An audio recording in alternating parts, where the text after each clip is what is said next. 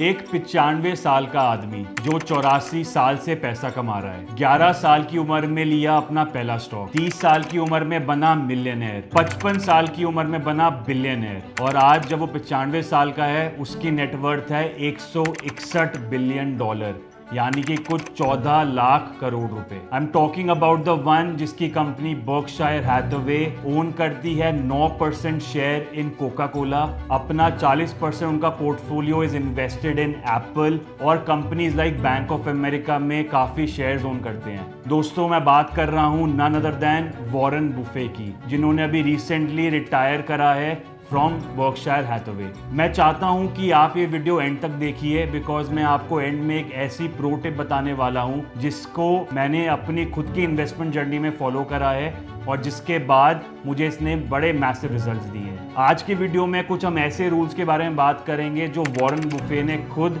अपनी investment journey में follow करे हैं और जो 11 साल की उम्र में जब वो थे और आज 95 साल की उम्र में हैं और उन्होंने क्या क्या ऐसी अपनी रूल्स जो हैं उनको फॉलो करा है। तो बने रहिए बिकॉज ये वीडियो आपको बहुत हेल्प कर सकती है। स्टार्ट करते हैं with rule number 1। Rule number 1 is never lose money और रूल नंबर 2 है never forget about rule number 1। दोस्तों, ये साइकोलॉजी की बात है क्योंकि एक एवरेज इन्वेस्टर क्या करता है, जब उसको थोड़ा प्रॉफिट होता है वो जल्दबाजी में अपने शेयर्स बेच देता है ये सोच के कि मुझे लॉस ना हो जाए, और जब उसको लॉस होता है तो वो बोलता है अरे यार थोड़ा और वेट कर लेता हूँ, क्या पता है रिकवर हो जाए। फिर small loss becomes the biggest loss. आपको मैं एक एग्जांपल देता हूँ। 2008 के फाइनेंशियल क्राइसिस तो याद हो गया आपको, जो अमेरिका में स्टार्ट हुए थे। उस टाइम पे लोग पैनिक में अपने स्टॉक सेल कर रहे थे। उधर ही वॉरेन बुफे क्या कर रहे थे, he was buying stocks aggressively. Bank of America, Goldman सैक्स, ही वॉज बाइंग एवरीथिंग बहुत चीप प्राइस में और उसका रिजल्ट क्या था,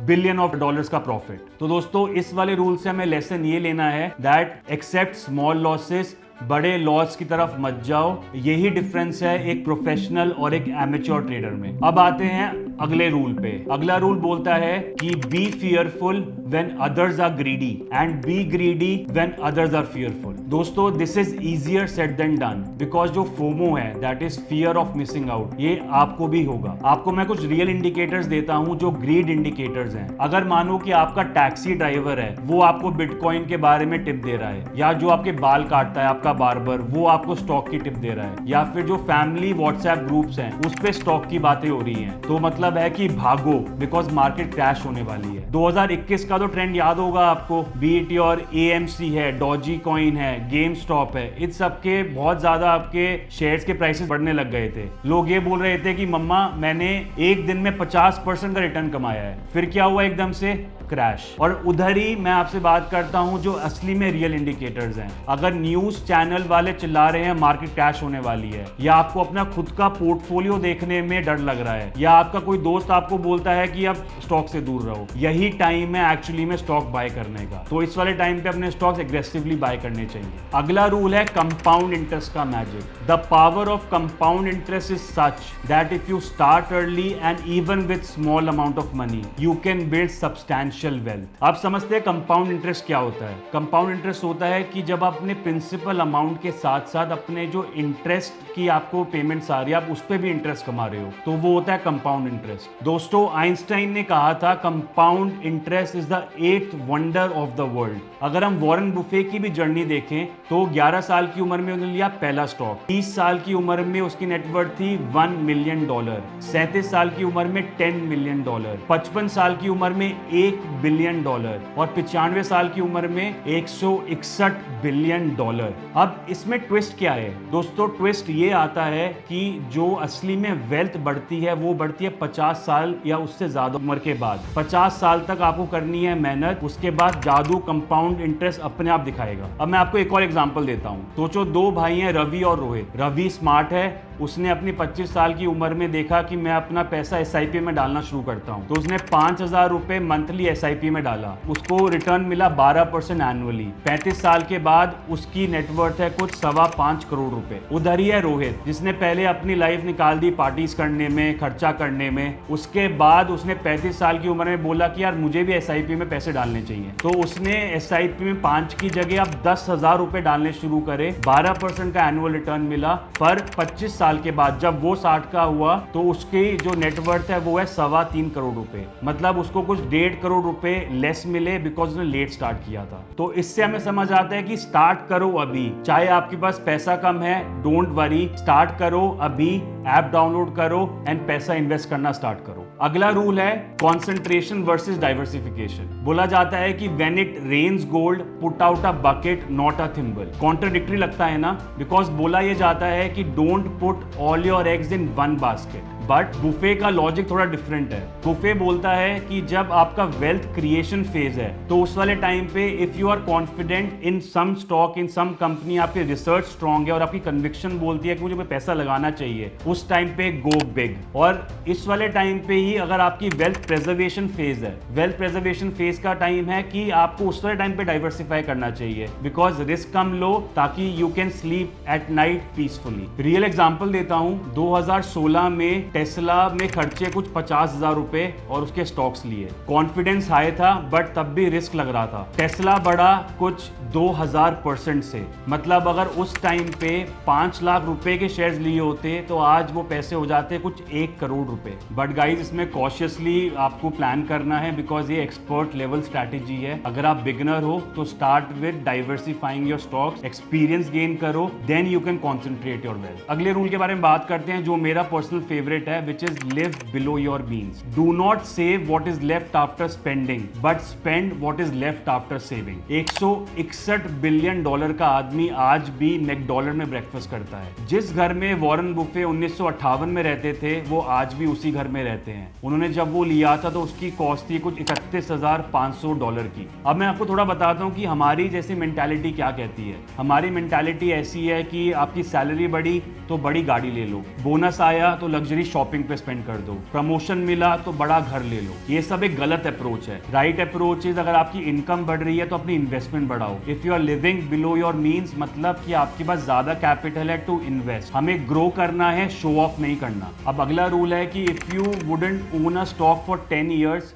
don't buy it for 10 minutes। इसके साथ ही it is better to buy a wonderful company at a fair price than to buy a fair company at a wonderful price. अगर हम देखते हैं नेटफ्लिक्स का एग्जाम्पल है कि जब नेटफ्लिक्स के शेयर स्टार्ट हुए थे तो उसकी कॉस्ट थी कुछ 35,000 रुपए पर शेयर। उस टाइम पे लोगों ने बोला कि थोड़ा और वेट कर लेता हूं, उसके प्राइस नीचे आ जाएंगे। रिजल्ट क्या हुआ, आज उसका प्राइस है कुछ 1 लाख रुपए से ज्यादा का। सिमिलर स्टोरी है आपका स्पॉटिफाई का, टेस्ला का, फॉर दैट मैटर अमेजॉन का। क्वालिटी कंपनीज जो होती हैं वो टेम्परेरीली आपको एक्सपेंसिव लगती हैं। अब क्वालिटी कंपनी को हम कैसे जज कर सकते हैं? क्वालिटी कंपनी वो है जिनकी स्ट्रॉन्ग ब्रांड वैल्यू है, जिनका डेट लेवल काफी कम है, जिसकी स्ट्रॉन्ग लीडरशिप मैनेजमेंट है, जिनका आपको इंटरनेट पे सब चीजें मिल जाती हैं, तो एनुअली जिनका प्रॉफिट और रेवेन्यू बढ़ रहा है और जिसमें फ्यूचर ग्रोथ पोटेंशियल दिखती है। तो it is better to always invest in a wonderful company. वो टेम्परेरीली आपको एक्सपेंसिव लगेगा बट वो आपको लॉन्ग टर्म में बहुत ज्यादा बेनिफिट देगा। अगला इंपॉर्टेंट रूल है कि रिस्क और फोमो को मैनेज करना है। रिस्क क्या होता है? रिस्क इज कि आपको जब पता नहीं है कि आप मार्केट में क्या कर रहे हो, आप अनअवेयर किसी चीज में इन्वेस्ट करते हो। और वो होता है कि जब आपको फोमो होता है। FOMO is fear of missing out. Risk volatility में नहीं आता। प्राइस अगर ऊपर नीचे जा रहा है तो वो पार्ट एंड पार्सल है आपका टू इन्वेस्टमेंट में। बट फोमो क्रिएट होता है, जैसे 2022 का एग्जांपल लेते हैं। सब लोग क्रिप्टो में इन्वेस्ट कर रहे थे ये सोच के कि सबको बहुत अच्छा रिटर्न मिल रहा है, बट इसकी वजह से क्या हुआ, 2022 के बाद क्रैश आया। So this is the fear of missing out. FOMO के हिसाब से हमें इन्वेस्ट नहीं करना, रिस्क कैलकुलेटिव लेके इन्वेस्ट करना है। कोई अगर आपको बोलता है कि लास्ट चांस है तो वो झूठ है। कोई आपको बोलता है कि इससे बेटर अपॉर्चुनिटी नहीं मिलेगी, वो झूठ है। कोविड क्रैश मिस कर दिया, कोई बात नहीं। टेक्निकल बूम मिस कर दिया, कोई बात नहीं। अगली अपॉर्चुनिटी जरूर आएगी। पेशेंस से इन्वेस्ट करना है मार्केट में। Now let's come to the last and the final secret. Always invest in those companies जिसमें वैल्यू एडिशन दिखे। वैल्यू एडिशन कैसी होती है? कोई भी कंपनी जो मार्केट में है बट जो वैल्यू एडिशन प्रोवाइड कर रही है, उनकी डिमांड हमेशा रहेगी। अगर इसमें हम वॉरेन बुफे की कुछ पोर्टफोलियो देखें तो वॉरेन बुफे की इन्वेस्टमेंट है इन कंपनीज लाइक इंश्योरेंस जो कि प्रोटेक्शन प्रोवाइड करती है, इन कंपनीज लाइक रेलवेज जो कि ट्रांसपोर्टेशन में हेल्प करती है, द वंस जिससे आपकी लॉजिस्टिक इंप्रूव होते हैं। तो हमेशा वैल्यू वैल्यू एडिशन होती है इन कंपनीज लाइक जो कंज्यूमर गुड्स देते हैं, जो डेली बेसिस पे यूज होते हैं। कंपनीज लाइक एनर्जी, जिसमें आपको पावर क्रिएट होती है, पावर मिलती है, इलेक्ट्रिसिटी मिलती है, तो सब वैल्यू एडिशन वाली कंपनीज हैं। तो जब भी आप अपनी किसी कंपनी में इन्वेस्ट करने की सोच रहे हो तो देखो वो वाली कंपनी क्या वैल्यू एडिशन कर रही है, and if yes it is a good option. अब मैं आपको फाइनल सीक्रेट बताता हूं जो मैंने आपको स्टार्टिंग में बोला था, जो मैं कोशिश कर रहा हूं मास्टर करने की। That is 4 principles you have to master: time plus discipline